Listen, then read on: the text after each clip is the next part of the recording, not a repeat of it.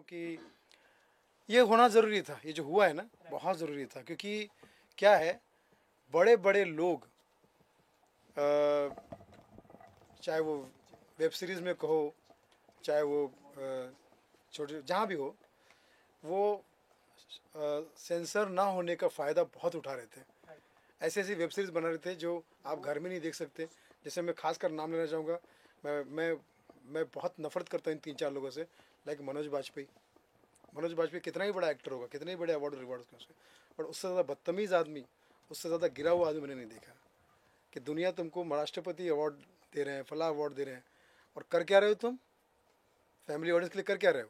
Web series बना रहे हो, उसमें तुम ऐसी दुनिया बता रहे हो जहाँ बीवी का चक्कर कहीं और चल रहा है, तेरा कहीं और चल रहा है, माइनर बच्ची है वो कुछ और बॉयफ्रेंड की बात कर रही है, छोटा बेटा है वो कुछ अपने ये से ज़्यादा।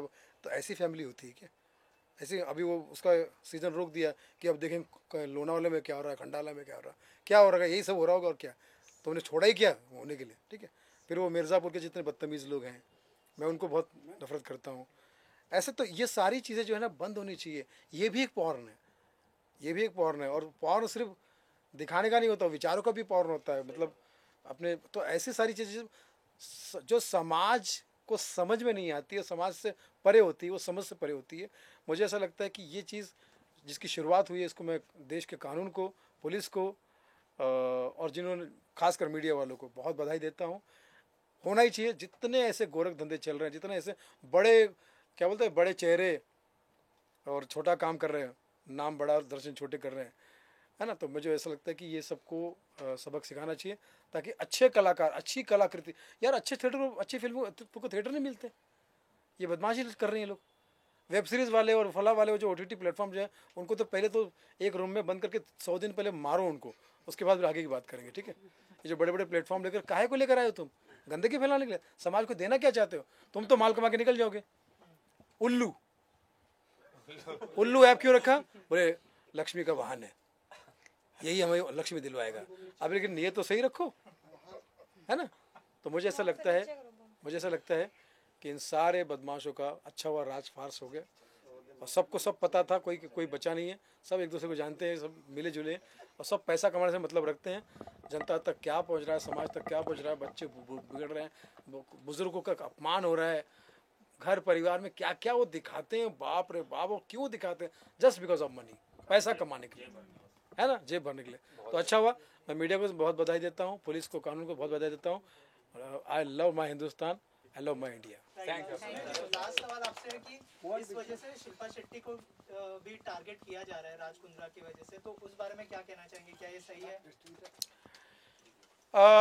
अब मैं इसमें थोड़ा सा मैं ये कहूँगा कि कभी कभी होता भी है ऐसा कि अपने परिवार में कोई बंदा कोई गलत काम कर रहा है और हमें पता नहीं, ऐसा होता है, बहुत रेयर चांसेस होते हैं। लेकिन इनका तो आपस में इतना अच्छा तारतम्य था और सब चीज़ें थी, तो पता नहीं, अगर उसको नहीं पता है इसके पीछे का शिल्पकार कौन है, ये अगर आपको नहीं पता है तो आई डोंट नो कि ये राज क्या है।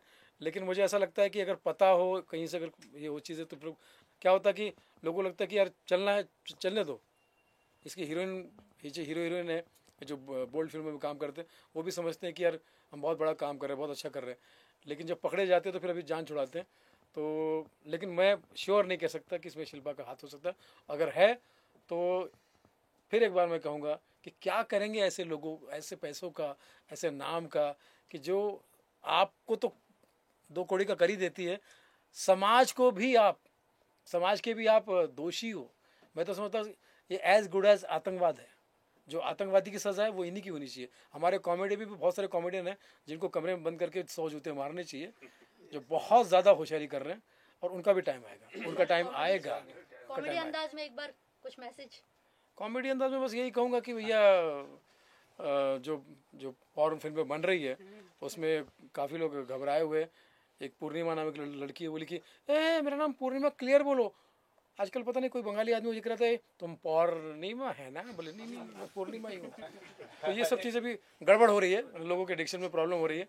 और राज कुंद्रा जी के बारे में मुझे बड़ी खुशी हुई थी कि जब उन्होंने शिल्पा जी से शादी की तो हाँ, IPL का मतलब ही अब हो गया इनसाइड पॉर्न लीग।